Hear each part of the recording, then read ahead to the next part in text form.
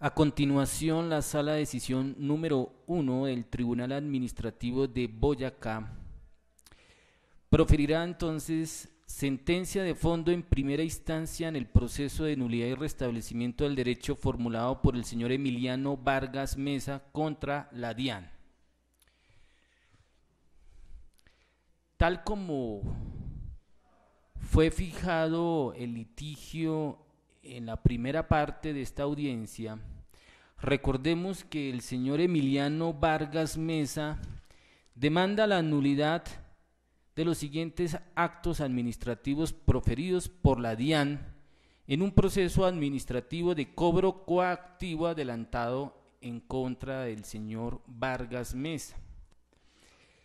Del mandamiento de pago número 2012-0302-000023 del 26 de enero del 2012, proferido como consecuencia del inicio del proceso administrativo de cobro por el impuesto liquidado sobre las ventas y la sanción impuesta por la inexactitud en las declaraciones privadas de los periodos 4 y 6 del 2006. Asimismo, se demanda las resoluciones número 2012-0312-000001 y 1-26-242-311-002, por las cuales estas últimas resuelven las excepciones presentadas por el demandante contra el mandamiento de pago formulado por la DIAN en su contra. El apoderado de la parte demandante formula 4 cargos de nulidad contra estos actos administrativos. Los 2 primeros cargos, consistentes en violación del debido proceso y de derecho de defensa y cobro de lo no debido y falsa motivación, se enrostran contra el mandamiento de pago. Los otros 2 cargos, falta de ejecutoria del título ejecutivo, se formula respecto del acto administrativo que resolvió sobre las excepciones sobre el bimestre 4 del año 2006 del impuesto sobre las ventas, y finalmente el último cargo de nulidad que se formula es el de falta de título ejecutivo, respecto del bimestre 6 del año 2006 también del impuesto sobre las ventas. Recordemos también que en la audiencia inicial se formularon unos problemas jurídicos de orden fáctico y unos problemas jurídicos que tocan más con el fondo sobre la normatividad o la juridicidad de los actos administrativos que están siendo acusados. El primer problema jurídico que se formuló en su momento tenía que ver con dilucidar si el acto administrativo del mandamiento de pago que es acusado en esta causa es susceptible o no de control jurisdiccional. En caso afirmativo, es decir, en caso de concluirse que efectivamente es pasible del control jurisdiccional, corresponde a la sala determinar si se le vulneró al contribuyente el debido proceso administrativo en el trámite de cobro, por cuanto la DIAN presuntamente incumplió con el término que señala el artículo 826 del Estatuto Tributario para la notificación del mandamiento de pago. También corresponde determinar si se configura un cobro de lo no debido por cuanto la DIAN profirió mandamiento de pago por un valor superior al que señalan los títulos ejecutivos que le sirven de fundamento, presuntamente prevalido de la facultad de actualizar las sumas, según lo prevé el artículo 867.1 del ET. Y finalmente, corresponde a la sala dilucidar la validez o la legalidad de las excepciones formuladas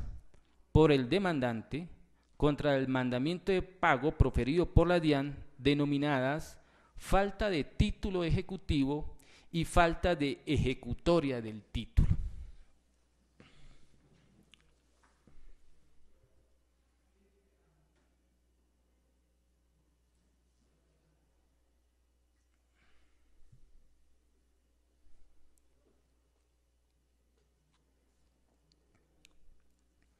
La sala anticipa desde ya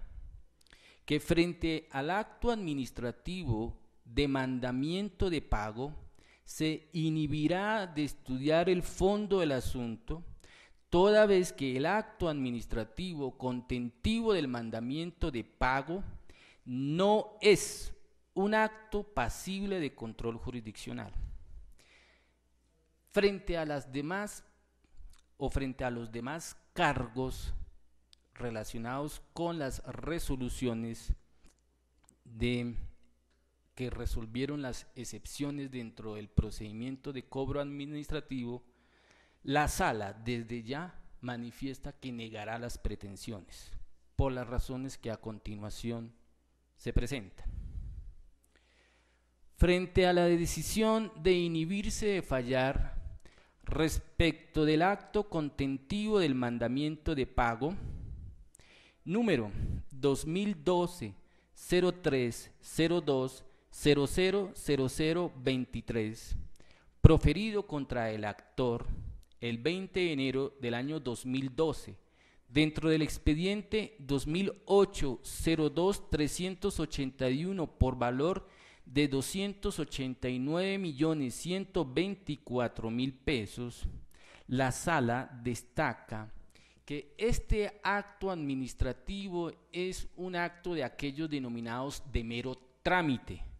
más aún cuando en virtud del artículo 831, numeral 1 del Estatuto Tributario, así se le da este carácter. Según esta norma, solo son demandables las resoluciones que fallan las excepciones y ordenan llevar adelante la ejecución, no así el mandamiento de pago.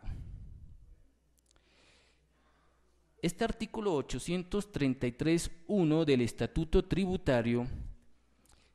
señala que todos los actos administrativos proferidos dentro de un procedimiento administrativo de cobro son actos de mero trámite,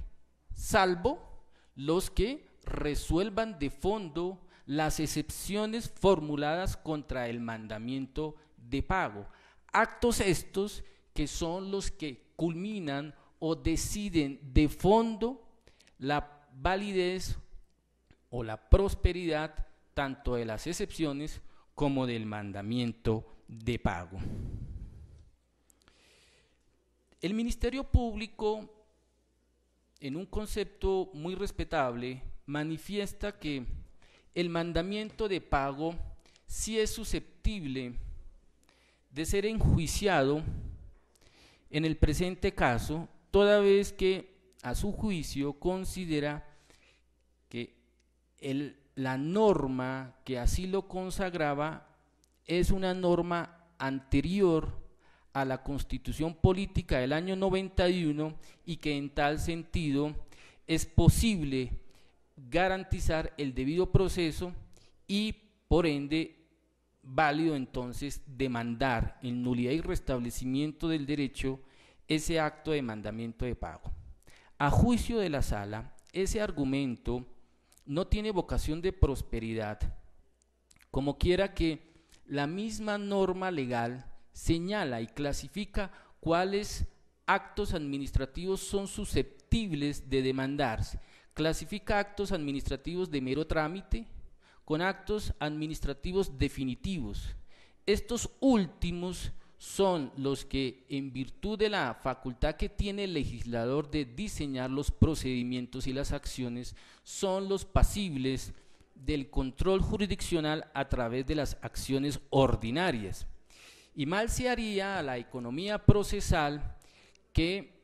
permitir la enjuiciabilidad de todos los actos administrativos proferidos por la administración sin distinguir si son de mero trámite o definitivos. Sería entonces abrir la puerta, abrir la posibilidad para demandarse todos los actos administrativos con graves consecuencias, no solo para los procedimientos administrativos que adelantan la administración pública, sino también para la jurisdicción misma que estaría abocado a estudiar cuanto acto administrativo profiera la administración sin distinguir si son de trámite o definitivos. Además de eso, bien puede el afectado con el mandamiento de pago discutir la afectación del debido proceso o del derecho de defensa al interior de ese procedimiento administrativo de cobro coactivo, y ya sería entonces la decisión definitiva que resuelva acerca de esa posible violación del debido proceso la que sí podría ser enjuiciable por ser el acto definitivo que resolvería ese tipo de excepciones contra el mandamiento de pago. Como quiera entonces que no es posible estudiar la legalidad del acto contentivo del mandamiento de pago, tampoco sería posible estudiar los dos primeros cargos que se han señalado o se han enrostrado contra este acto administrativo. Si este acto administrativo no es posible de estudiarse, tampoco sería posible resolver esos dos cargos que fueron enrostrados específicamente contra el mandamiento de pago. De esta manera entonces, la sala concluye que frente al mandamiento de pago se inhibirá por no ser susceptible de control jurisdiccional y se abstendrá entonces de estudiar los dos primeros cargos que fueron enrostrados contra este acto administrativo. Pasa entonces la sala a examinar el tercer cargo de nulidad formulado contra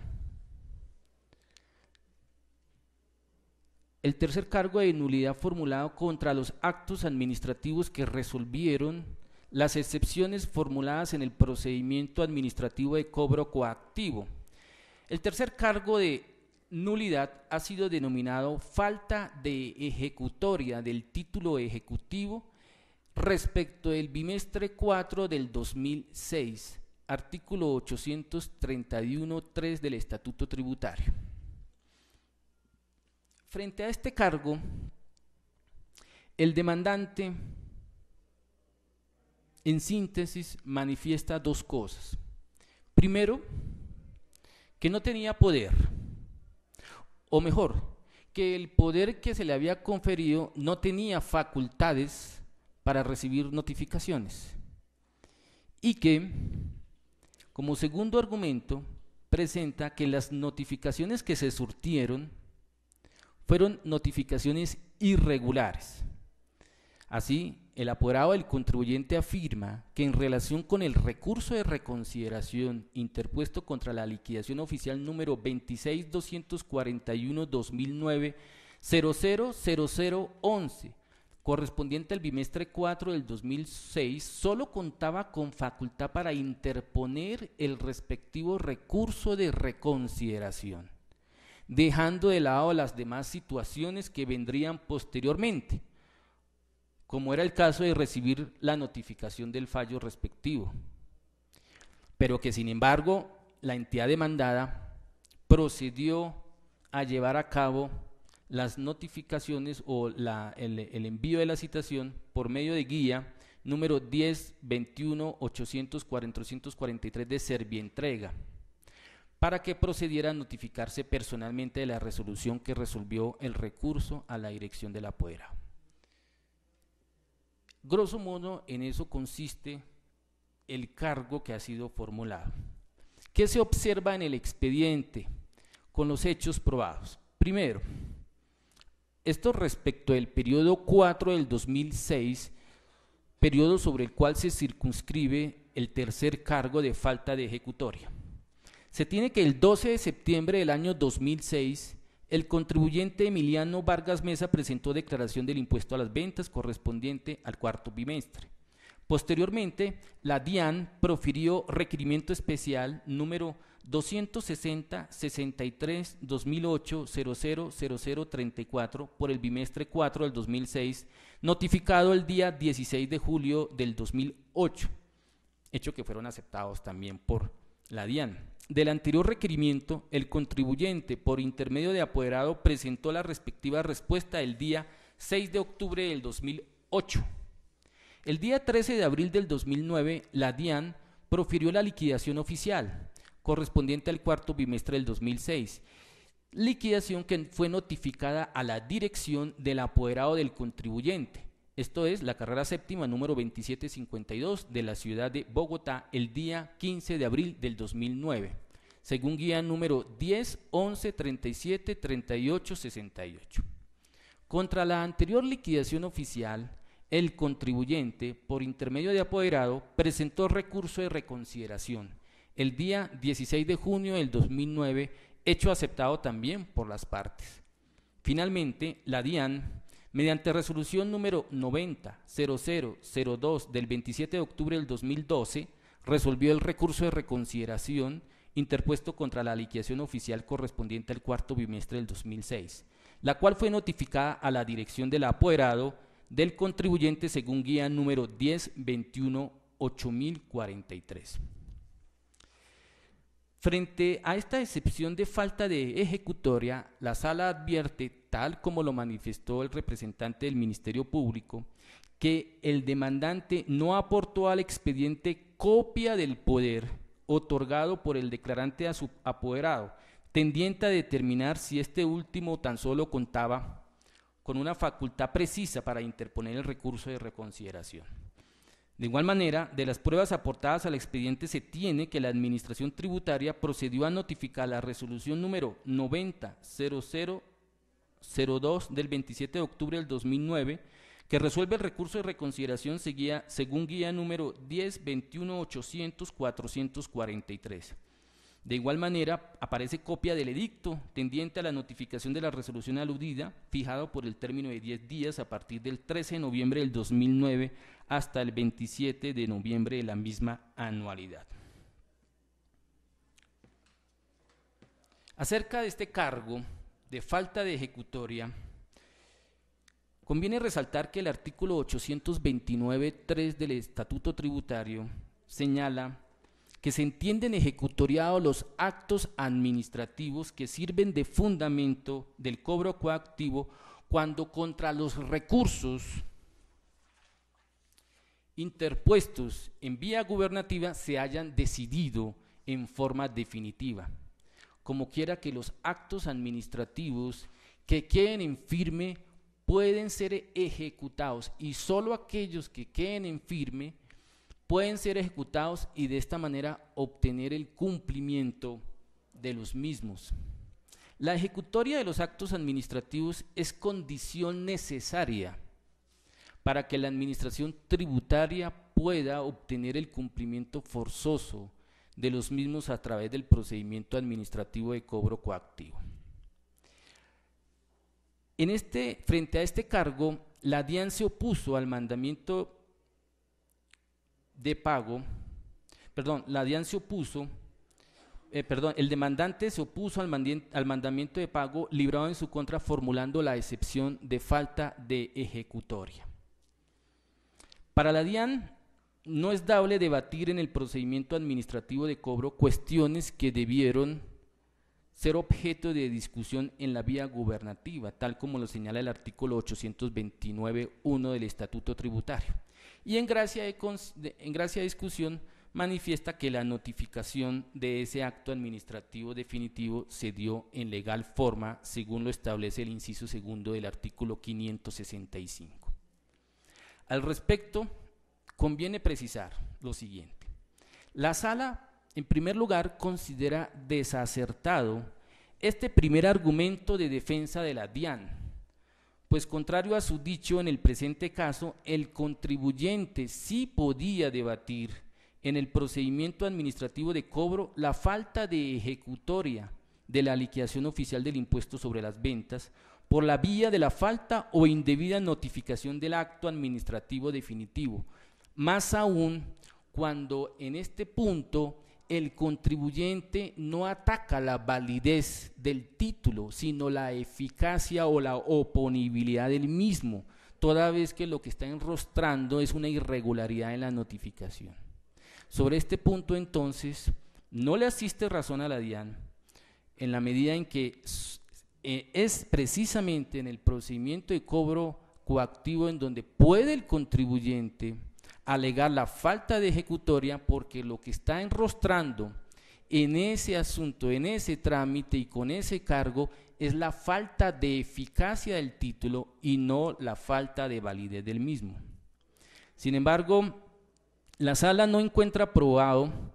el argumento del demandante, según el cual su apoderado no estaba facultado para recibir notificaciones, sino solo para presentar única y exclusivamente el escrito del recurso de reconsideración. A juicio de la sala,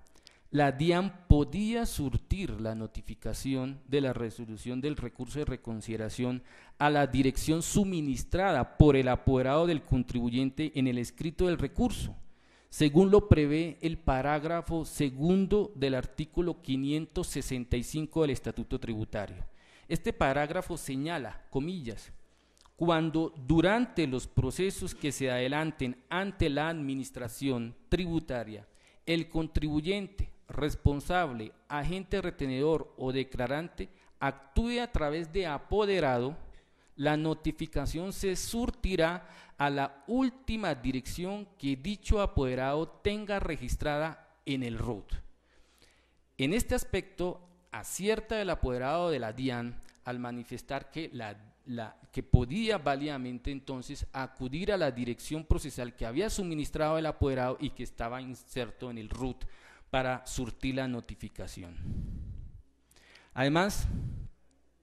la notificación así entendida se impone más aún cuando ni el contribuyente ni el apoderado del mismo expresaron de manera clara y fidedigna que la dirección suministrada en el recurso de reconsideración se entendía para todos los eventos menos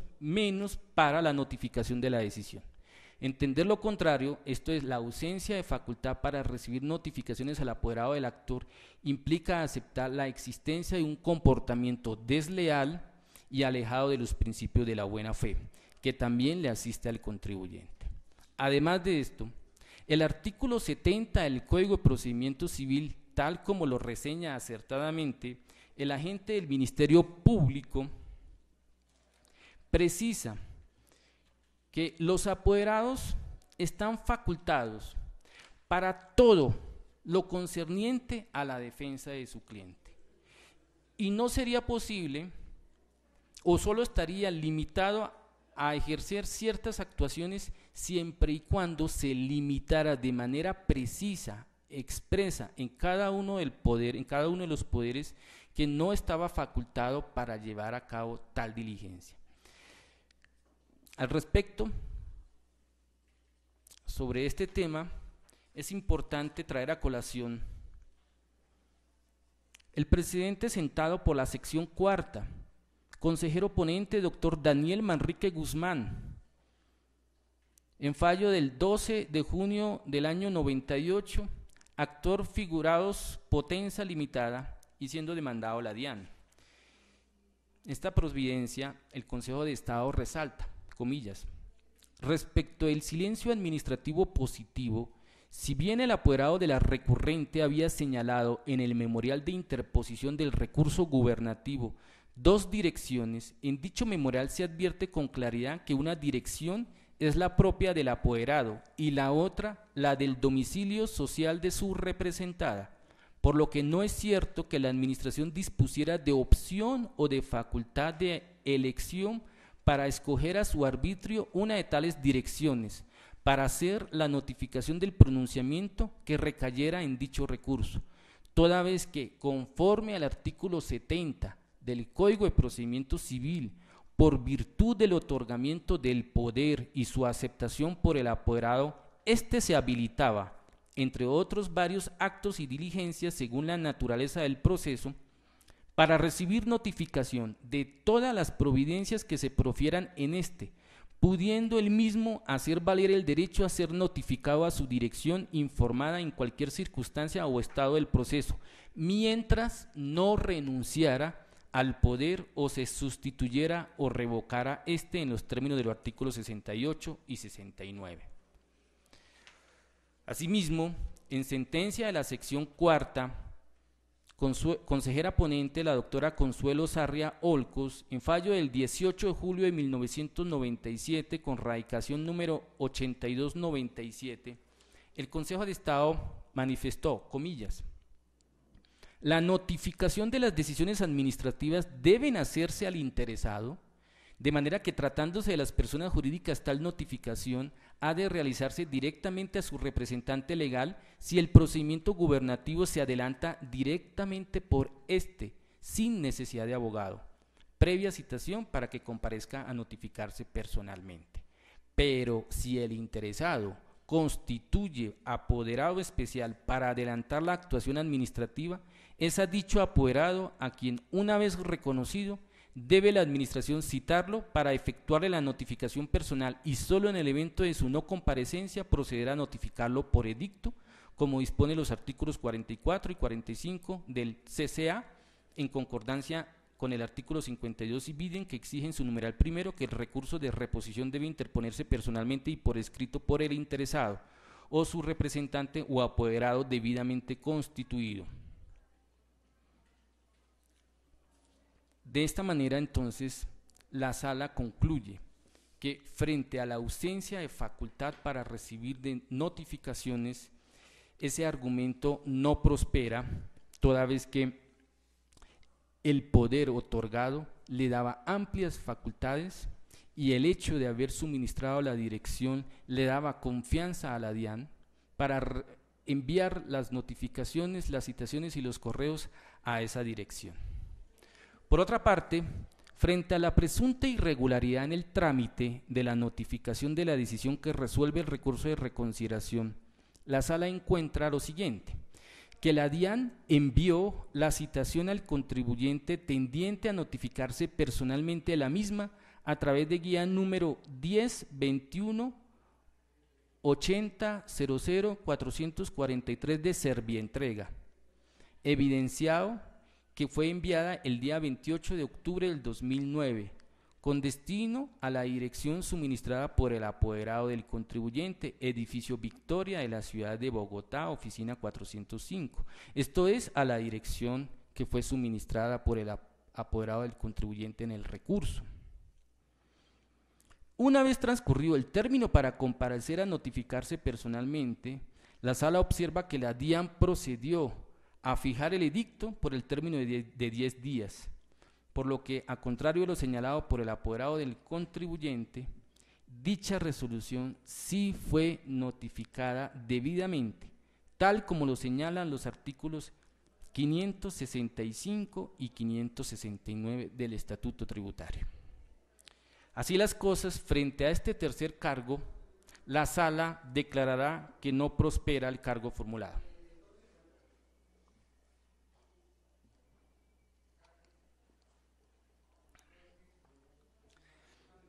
El cuarto cargo está íntimamente relacionado con el anterior. En síntesis, el apoderado de la parte actora manifiesta que dio respuesta al requerimiento especial correspondiente al sexto bimestre del 2006, pero que no estaba facultado para recibir notificación de la liquidación oficial. Ante esta limitación del poder otorgado, manifiesta el demandante que la DIAN debía notificar la liquidación oficial del impuesto a la dirección del contribuyente y que sin embargo esta fue notificada a la dirección del apoderado el día 16 de abril del 2009. También reconoce el apoderado del contribuyente que el 16 de junio del 2009 le pone en conocimiento a su cliente contribuyente de la existencia de la liquidación oficial. Esto es el mismo día que le otorga poder para presentar el respectivo recurso de reconsideración. Y finalmente termina alegando que la presentación del recurso de reconsideración no subsana el vencimiento de los términos para haber proferido y notificado la liquidación oficial. Sobre este punto del periodo 6 del 2006, la Sala encuentra los siguientes hechos: que el 10 de enero del 2007 el contribuyente presentó declaración privada del impuesto a las ventas correspondiente al sexto bimestre del 2006, que posteriormente la DIAN profirió requerimiento especial por este bimestre, notificado el día 16 de julio del 2008. que del anterior requerimiento el contribuyente, por intermedio de apoderado, presentó la respectiva respuesta el día 6 de octubre del 2008. Que el día 14 de abril del 2009 la DIAN profirió la liquidación oficial número 26.241.2009.000013 correspondiente a este bimestre sexto y notificada a la dirección del apoderado. Contra la anterior liquidación, el contribuyente por intermedio de apoderado interpuso recurso de reconsideración el día 16 de junio del 2009. Frente a esta excepción de falta de título, la Sala advierte que no se aportó igualmente copia del poder otorgado. Sin embargo, a folios 19 y 20 del expediente, el apoderado de la parte demandante transcribe los siguientes aparte del poder conferido, comillas, para que en mi nombre dé respuesta al requerimiento especial número 26063 2008 0036 de fecha 15 de julio del 2008, concerniente al impuesto de las ventas del periodo sexto del año 2006.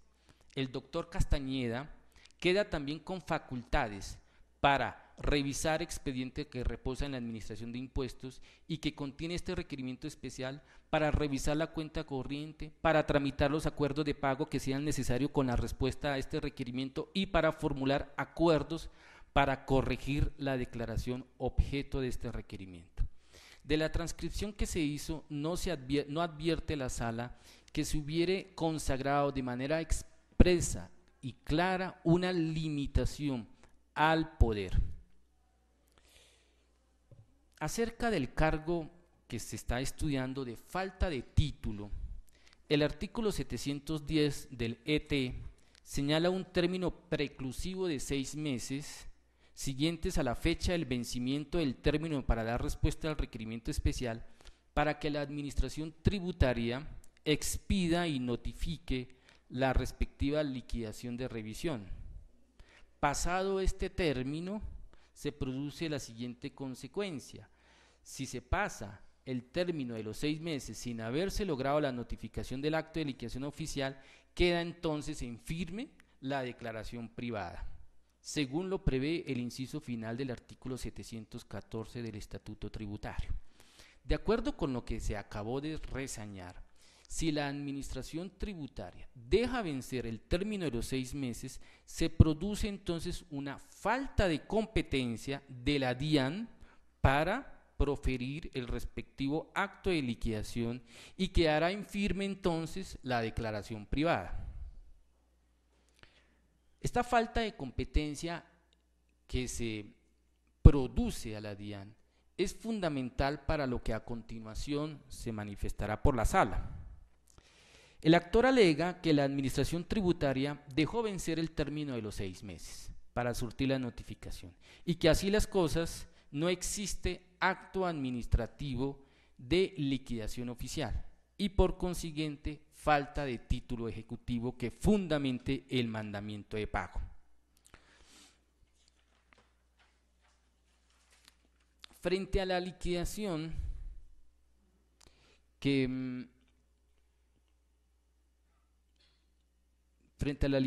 que se profirió, el apoderado presentó en su momento recurso de reconsideración. A juicio del despacho, tal como se reseñó en el examen del cargo anterior, el apoderado del contribuyente sí tenía poder amplias para recibir notificaciones, como quiera que no se había dado una limitación expresa para no recibir notificaciones de los actos administrativos. Asimismo, es procedente o es pertinente la jurisprudencia, los dos precedentes que se acabaron de leer. Finalmente, si lo manifestado por el apoderado de la parte demandante es que la DIAN solo tenía 6 meses y que dejó vencer los 6 meses, el argumento implícito en ese cargo conlleva entonces a aceptar la existencia de una falta de competencia de la DIAN para haber proferido esa liquidación. Si ese era el argumento del apoderado de la parte demandante, la vía idónea para alegar ese cargo y para atacar la validez de esa liquidación oficial es demandar precisamente la nulidad de esa liquidación oficial, enrostrando el cargo de falta de competencia. Porque lo cierto entonces es que una vez proferida la liquidación oficial, el apoderado no alega la falta de competencia, sino lo que inmediatamente ocurre es presentar el respectivo recurso de reconsideración contra la liquidación oficial. Asimismo, a juicio de la Sala, la DIAN podía surtir la notificación de la resolución de la liquidación oficial a la dirección procesal suministrada por el apoderado del contribuyente en el escrito del recurso de la respuesta, según lo prevé también el parágrafo segundo del artículo 565 del Estatuto Tributario que ya se leyó. La notificación así entendida se impone más aún cuando también, tal como se leyó, no se observa que el contribuyente hubiese limitado de manera clara y fidedigna las facultades del apoderado para no recibir notificaciones. De esta manera entonces la Sala ha estudiado los últimos dos cargos y los ha declarado que estos dos cargos son infundados para atacar la validez de las dos resoluciones que resolvieron las excepciones formuladas dentro del procedimiento administrativo de cobro coactivo, y por lo tanto se negarán entonces las pretensiones de la demanda. Finalmente, como quiera que las resultas del proceso son desfavorables a la parte demandante, la Sala aplicará la nueva normatividad consagrada en la Ley 1437 del 2011 acerca de la condena en costas. De acuerdo con el artículo 188 del nuevo código, el legislador se casó o por política legislativa determinó que en los procesos judiciales ante la jurisdicción contenciosa administrativa, el criterio para la imposición de condena en costas, junto con las agencias de derecho, será el criterio objetivo y no el subjetivo, como estaba señalado anteriormente en el artículo 171 del derogado decreto 01 de 1984, anterior Código Contencioso Administrativo, en donde expresamente se había consagrado el criterio de la subjetividad para la imposición de costas. Toda vez que en el presente caso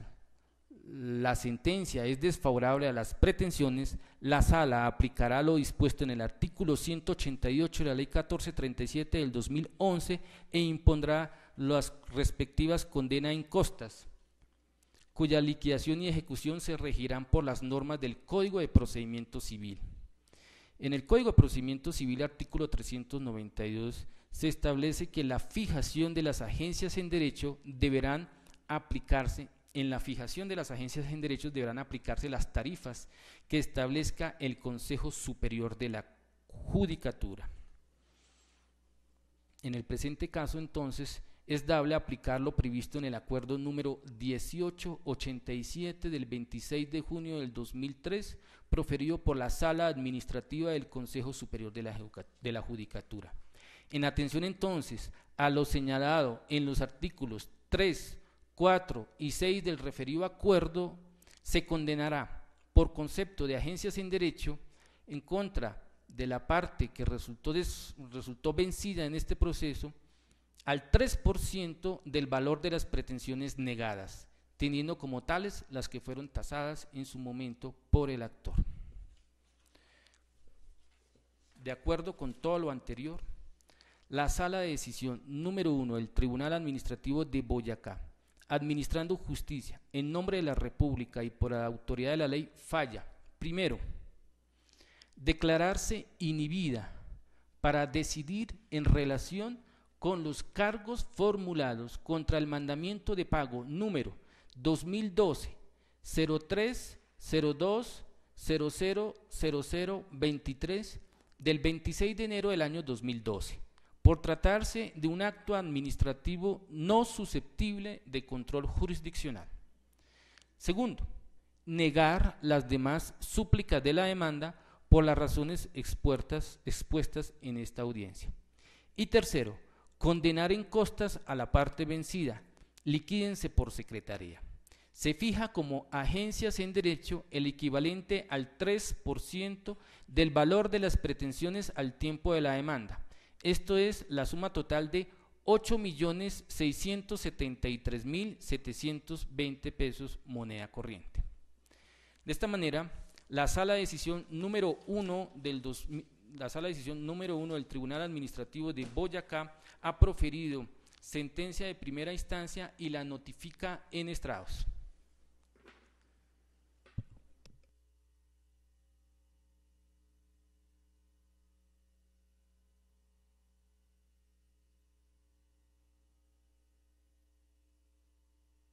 Señor magistrado, para presentar recurso de apelación. Al respecto de los recursos, conviene precisar que los recursos pueden ser interpuestos y sustentados dentro de los 10 días siguientes. Entonces, manifiesta si es su intención de presentar recurso. Sí, señor magistrado. Bueno, muy bien, entonces tiene 10 días para la sustentación y la presentación por escrito. Así las cosas, se declara terminada la audiencia hoy 25 de junio del año 2013, siendo las 5:15 de la tarde.